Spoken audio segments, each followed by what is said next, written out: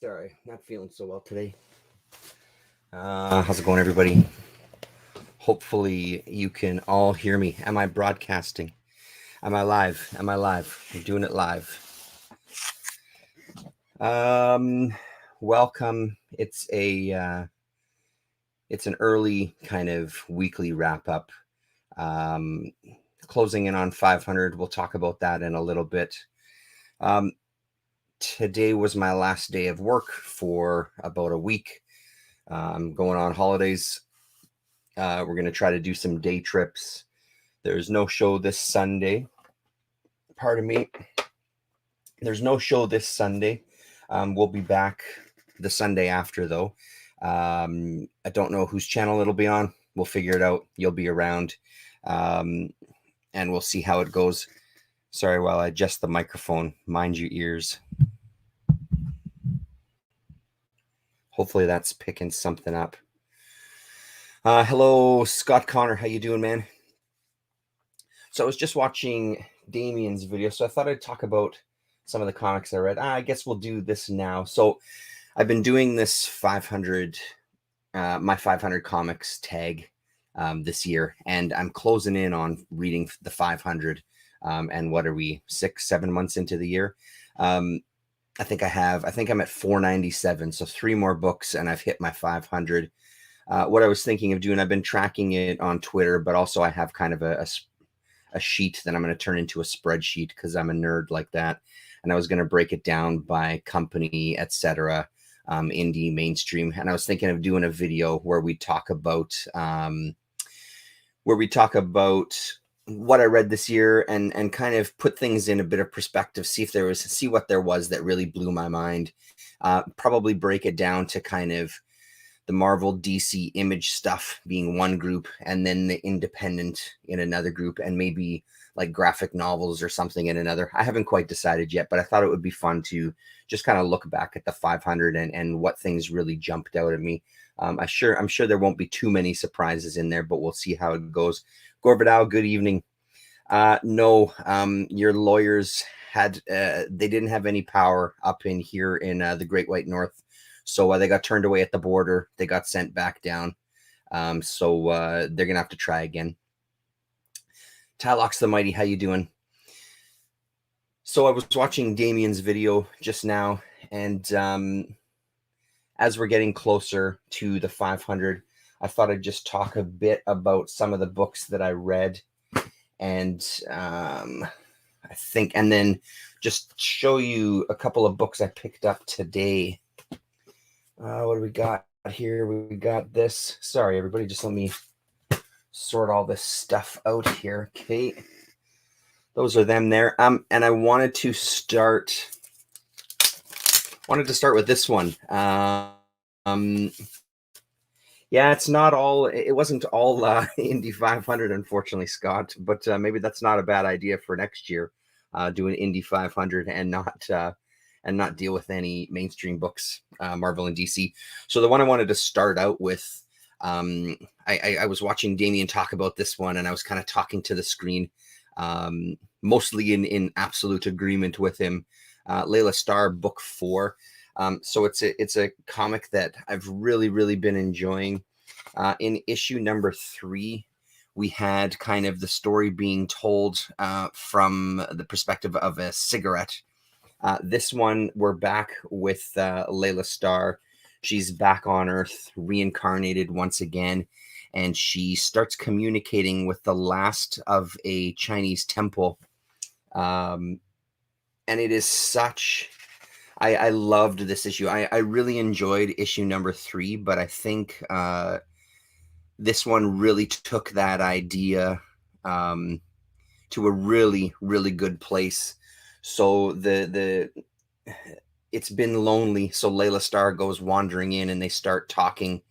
And right away, this temple just starts telling her about the history, and specifically about Mr. Wei, W-E-I, who comes to check in on the temple every single day, opens up the doors and windows, cleans up, and spends the day there.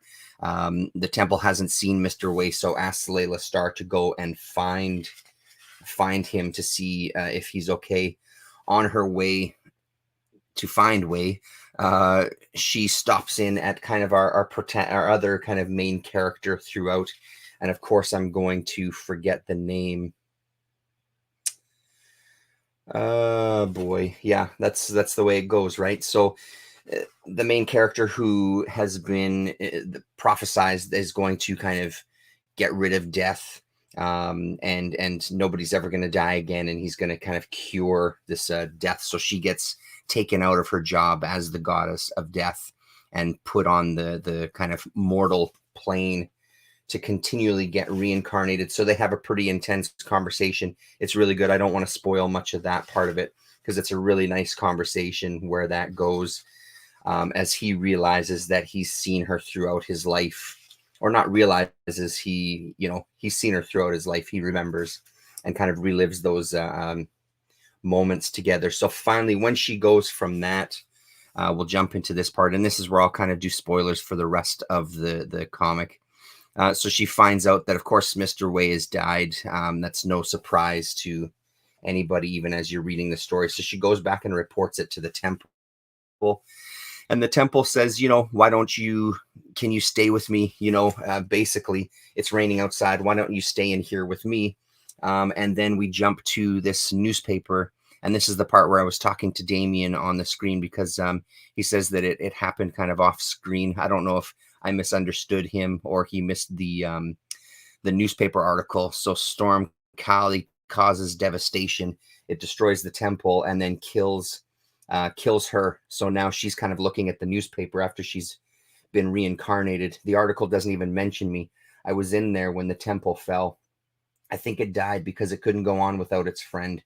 Lots of things and people died in that storm. Sometimes that's how you go, unmentioned and nameless. And I thought that was just, man, that got me. It's so good. Just that idea and the ideas that they play with throughout this story. I really thought that was a nice moment there, because the other times that she's died within the book, it's been kind of noteworthy. There's been some kind of drama sort of surrounding it, right? So I thought that was very interesting. And of course, then we end with our usual coda. This one is specific: 28 years from the day Layla Starr was buried under a broken temple. So every time she gets reincarnated, it's getting more and more difficult for him to get her reincarnated into this body of Layla Starr. And I can only imagine it's to kind of teach her a lesson and to kind of keep her going. We get a little bit of a twist at the end that, maybe things aren't set in stone as we once thought they were. But this is a gorgeous, gorgeous book. Damien, how are you doing, man? I was just talking about you because I just watched your video and it sparked me to do one of my own to talk about this book. I love this book. I've loved it since issue number 1. Damien said it in his as well. The coloring in here is just absolutely stunning. It has been since day 1. I think the writing is incredible. It's right up there with Carmen for me, for one of the best kind of new books that I've read this year.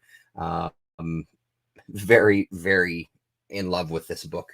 I can't wait. It's another one of those, when I get it, it's the first one that I read. So yeah, I really, really love it. And if you don't know it, I would suggest checking it out. I haven't read Layla Starr. Overall, it has received high praise on YouTube. How does it rank in your 2020 reading? And then, okay, you just answered that. Yeah. So, I mean, like I said, if you haven't read it, give it a shot. Start from issue number 1. Give it a go, because it's really a top-notch story. What do we got here? There was an order for this, but then I've since screwed it up, I think. So I think this one goes here. This one goes there. So I've been diving into some Phantom Stranger and Deadman books.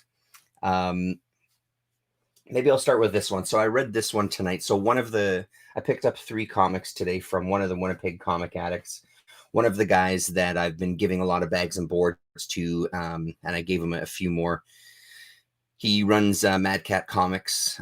Daniel Hall is his name. He's a really, really good dude. Known him for quite a long time now, it feels like. So we had a couple of books that I got from him on the Winnipeg Comic Addicts Facebook. He had a reply sold sale. So they basically, you list a bunch of books, you list the buy it now price, and someone just claims it. And then he had a book held for me that I missed out on one of his previous ones. He said he could find another copy, and I'll get to those afterwards. But one of them was A Strange Adventures with Deadman. This is issue number 212. So I have all of these in the reprinted format. One of the things I love about this one, I love this kind of off-kilter Neal Adams cover. I think it's really, really well done. I can't think of too many books that kind of have this, you're not going total landscape. You're sort of, you're halfway there to landscape. I have all of these reprinted that I read when I was a teenager. I haven't really revisited them since.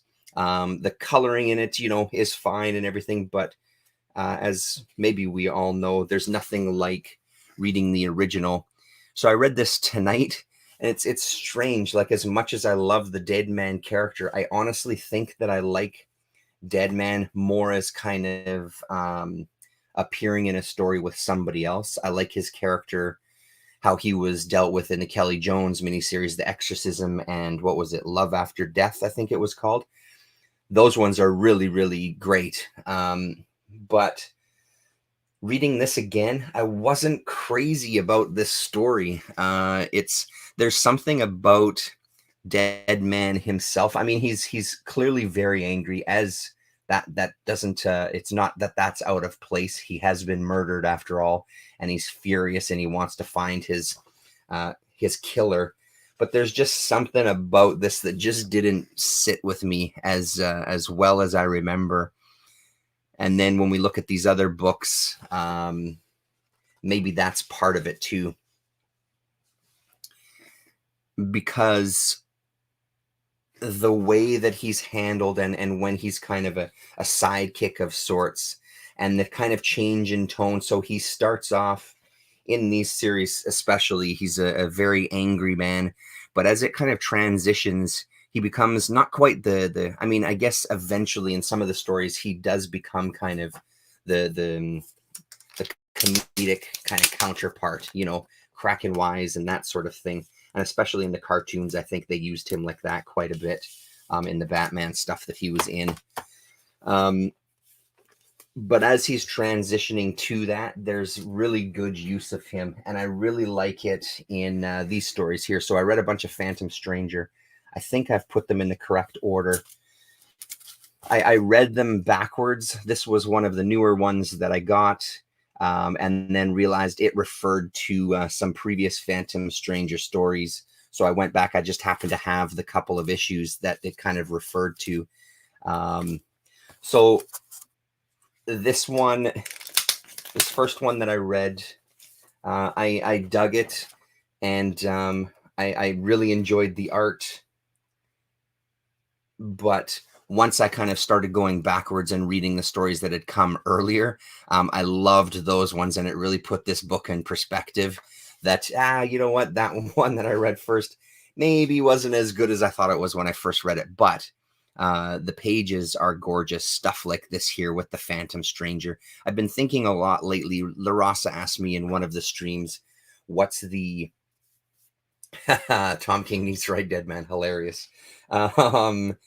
What's the draw to some of these characters for me? And I mean, there's a lot of dealing with death, and there's a lot of dealing with this kind of spirit world beyond death, and these ghosts roaming the earth and things like that. And I mean, I think I'm probably the same as the majority of human beings. The idea of death doesn't exactly make me feel the greatest. So maybe there's something there, since I don't have much of a religious slant to myself. There's something there with these stories of these spirits kind of still existing and interacting with the world to some degree. That's maybe a little attractive. But I don't know. I love the design. I love the way things move through the pages. I love the way the spirits kind of interact, and that kind of that mystical element, I think, is great, especially with something like Doctor Strange when you're dealing with that. The fact that that Deadman, can possess people's bodies is always a nice little gimmick that sometimes works well, and then sometimes, like in the Deadman story that I read tonight, he doesn't use it at a kind of a key moment, which was a bit puzzling considering he could. So we're dealing with kind of some recurring characters here. We're dealing with a demon that, of course, there's a demon that wants to get these sacrifices so it can break through to our dimension and devour the human beings and devour the worlds, which is a character that happened previously in the stories. So as I started going backwards, the next one I read was this. Oh yeah, the other thing that, did he appear in this one too? I think Terrence 13 appears in, is it in this one here? Anyway, there was sort of a sidekick of sorts with the Phantom Stranger books. I don't have a ton of Phantom Stranger, so I'm not as up to speed on him, but there was sort of a human counterpart with Phantom Stranger, this sort of myth buster, spirit buster. Yeah, here he is, Terrence 13 there. The kind of foil to Phantom Stranger, always going around trying to expose the people, the frauds, expose all the ghost stories, and expose all these things. So he's in this particular book. So as we go backwards, when Deadman and Phantom Stranger were together previously, I read issue number 41. And I loved this book, and I loved the art in this one. So we get introduced to the character that was in this DC Superstars Presents. I think that DC Superstars Presents, that was issue 18. I think it was the end. So Fred Carrillo and Paul is the artist in this one. Paul Levitz is the writer on this one. These pages knocked my socks off. I love these pages a lot. This really reminds me of kind of the other horror anthology books, especially stuff like, is it on that page there? There was another one with some foreground that really worked well. Test tubes and things. So this doctor whose wife is dying, has died in a previous issue. He's trying to get revenge on the Phantom Stranger, and he's kind of reliving that past with his wife and the last time that it happened. And this one kind of comes to a climax where he's again going to summon the spirit that's going to destroy Phantom Stranger, and Deadman is there along for the ride to help him out. But this art really did it for me. And then when we go back to the next issue, you'll see even more. There's something about that the horror books, the way that they do the faces and the kind of the line work, it's almost kind of this rushed, just rough, a little more rougher around the edges, that I really enjoy. Stuff like this is great too. There's quite a lot of glare on there because of this computer screen. Hopefully that's sort of coming up for you there. As he's shrinking, he gets kind of energized by this demon, who also has it out for Phantom Stranger, because of course Phantom Stranger has stopped him multiple times from entering our world. Then we jump back a little even further to Phantom Stranger number 35, with a backup story, The Black Orchid. And this is the first time. So this is the first time we see this doctor and his wife. And again, who do we have here on this one? So in this one, we have classic DC horror. So script, David Michelini. Art, Jerry Talaoc, Talaoc. And this is the stuff right here. I love the looks of this right here. It it has kind of an Alex Nino type of vibe to it. Man, I apologize. I know that's not focusing so well, but this is really great, really, really great. And again, as I was going backwards, I was discovering each issue that I uncovered.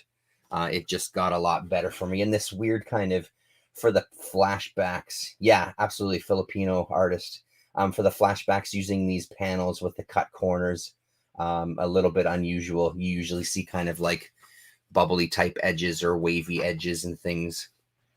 But yeah, there's a big Nino vibe to this stuff. So this is the first time we see our demon trying to break through.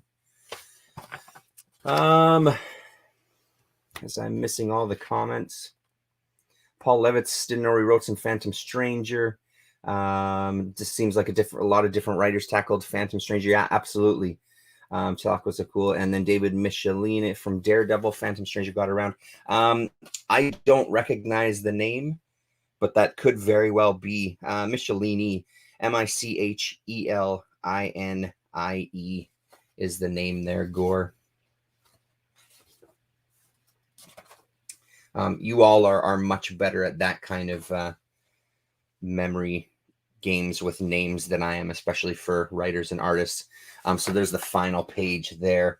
And then we get a Black Orchid story that kind of fell flat for me. But this first kind of title page I thought was amazing. It looks kind of like an old movie poster.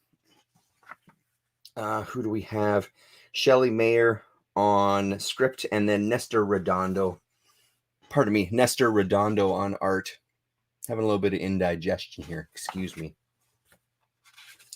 But that's kind of the best art on for this story, right on that first page. And like I said, the rest of the story, it reads again kind of like the DC horror. It's completely a setup. He's getting set up as it goes through that there's been this murder, and now he's going to, open a package that has a gun in it so they can get his fingerprint on the trigger. Tosses him a lighter and tells him to light it, and it blows up, putting gunpowder on his hands and makes a sound like a gun, which of course calls the cops. Yes, Damien Redondo. And it's a person in disguise, and he's part of an assassin's group. And of course, Black Orchid comes to save the day. Her design is really great. I can see why they didn't do much else with her, though, or maybe they did, and I'm just ignorant to it. Beyond the stuff that I read that I loved. When I've read these few stories, they're great to read. They're fun to read and all, but there isn't a ton there. There wasn't much development of the character in the stuff that I've read so far. But the art is pretty gorgeous. That first title page is where it's at, though. And then this is a to be continued one, I think, as they kind of go and meet. Yeah, there we go. They go and meet with the big boss in his warehouse filled with computers just to calculate 2 + 2. So they were all fun reads, though. And again, like just getting into this world and getting into the Phantom Stranger and Deadman world was a lot of fun. So reading all of that, I realized there was a Vertigo Visions issue that I hadn't read. So I pulled it out of the archives, Dr. 13, just a one shot.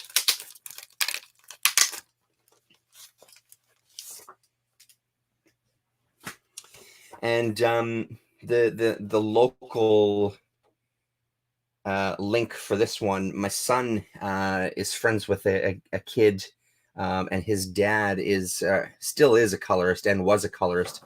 Chris Chakri does the coloring on this one. So when I tweeted it out, I kind of added him, and he was saying that he does remember it.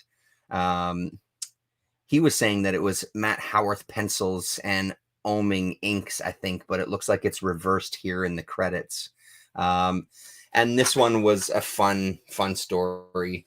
The art is pretty great. There's a lot of moments that It looks like kind of pre-Burnham.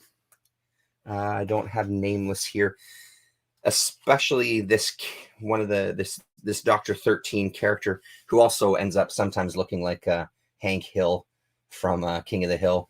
But there's a few times in here where there's a real resemblance to some Burnham stuff, specifically from the Nameless. I think it's from the Nameless series. There's a real vibe to him because it doesn't quite look like Howarth, who has a very distinct style. And I'm not overly familiar, these pages especially, not overly familiar with Michael Avon Oeming's art. I do know the name and I have seen a little bit, but these pages were really great.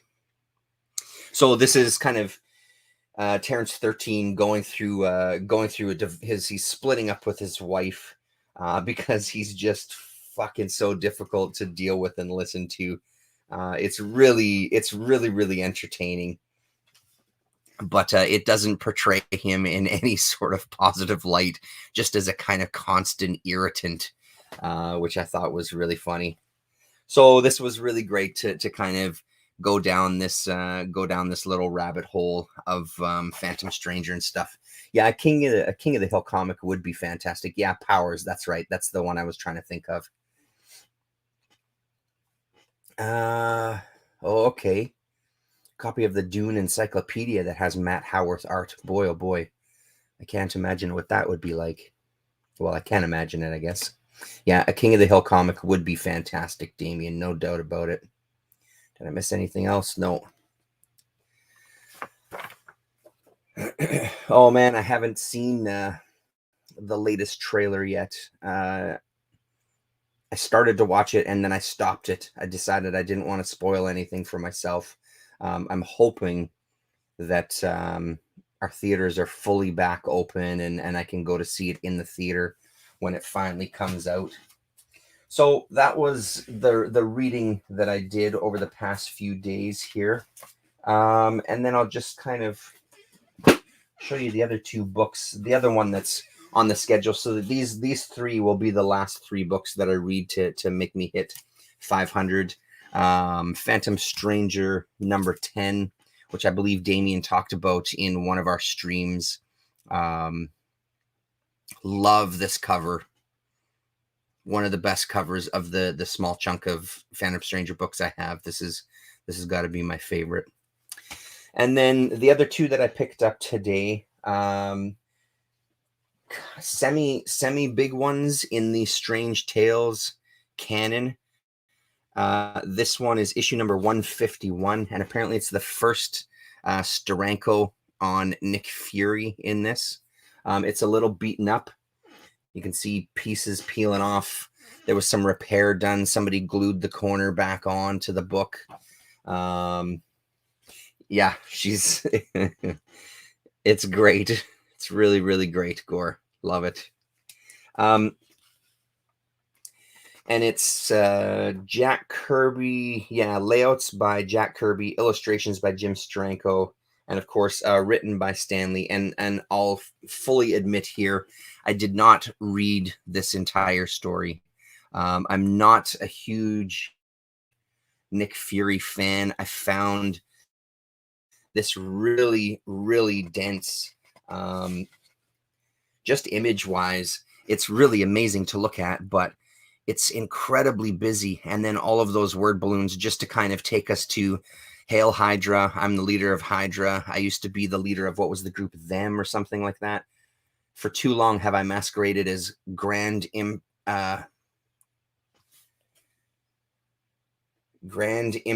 Imperator of the secret organization known as Them. The time has finally come for the world to tremble at my true identity, the supreme all-high head of Hydra. But those pages are incredibly dense. So I got lost in the art and didn't read a stitch of it beyond that, beyond the first couple of pages. Really, really nice stuff, even though there's a couple of things that end up looking incredibly wonky. There was one, let's see if we can find the close-up of our Nick Fury. Yeah, right here. Looks like something right out of one of the black and white indies from the 80s there. That close up of Mr. Fury. But I mean, nothing beats looking through these old books, yellowed pages and all. So that was great. Yeah, it's intense, Scott. It's really intense. So then I started reading this, and I haven't finished it, but this is where it is for me. This is where it's at. The Doctor Strange story. So Umar strikes. Look at that gorgeous page there. So some Bill Everett and our good friend Stan Lee again. Stan Lee, lettering Artie Simek.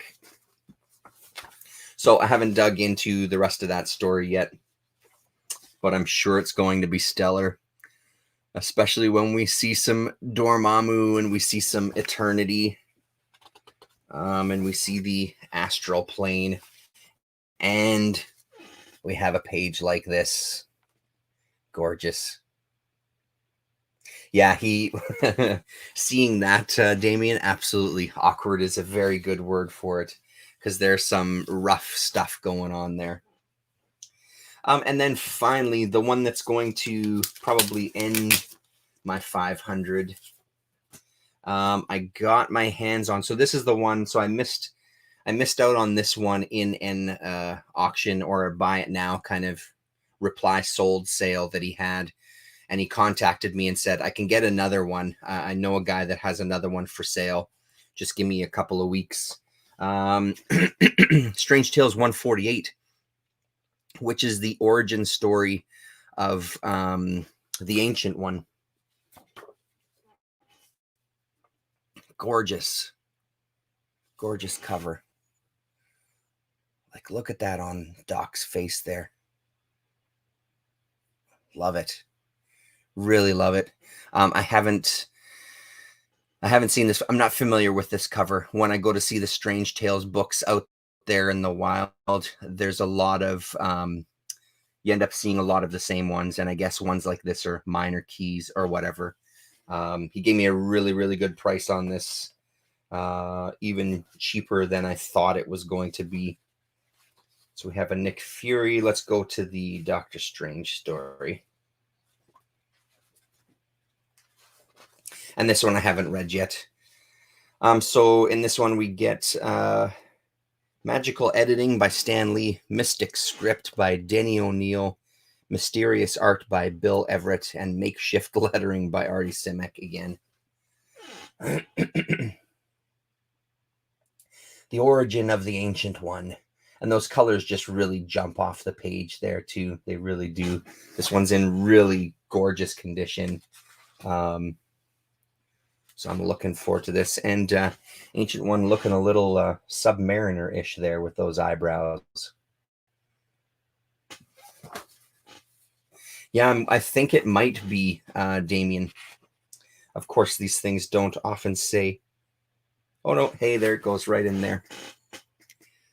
Hopefully that focuses. There we go. Everett, right in the yellow there.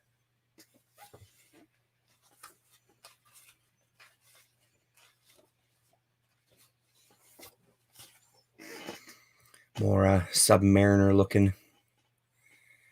Doctor Strange with the black stripe through his face. Fantastic, man. And that cloak just going wild.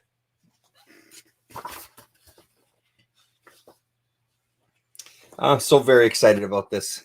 I don't have much more to say because, like I said, I haven't sat and read this one yet. This is going to be. I'm savoring this one. I'm saving this one till the last. I figure that's a good way to end the 500. So it feels like, I realize that I'm probably never going to get my hands on an issue 110 of Strange Tales. But if we go from 110 to 188, I still got about 50 of them that I need. So, I mean, we'll maybe make that the next mission now that I have as complete a Daredevil 9 to 300. I don't think I'm ever going to get anything earlier than that, besides the reprints of all those stories that I have. I might turn my attention to Strange Tales. Like I said, they do pop up fairly often around here in town. Oh, there goes a... Well, shit. And that, ladies and gentlemen, is how you get rid of a piece of the cover. Putting it back in a bag. There we go. So I may keep my eyes out for some more of those Strange Tales and kind of get a chunk of those off the list. That's it. One character almost has a Misfits hairdo. Yes, that's right. Yeah.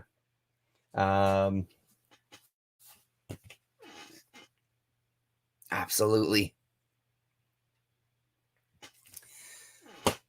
So I will be, yeah. Yeah, it was in nice condition until I fucked it up. That's it. Thanks very much for hanging out, everybody. So once I'm done the 500s, maybe next weekend, who knows when, I'll put together a list and we'll have a look at some of the things that I've read. Thanks very much for tuning in. Gore Vidal, Damien, Sleepy Reader, Scott Connor, Tylox the Mighty. And I hope you all have a good week, good weekend, and I will see you next week. Later.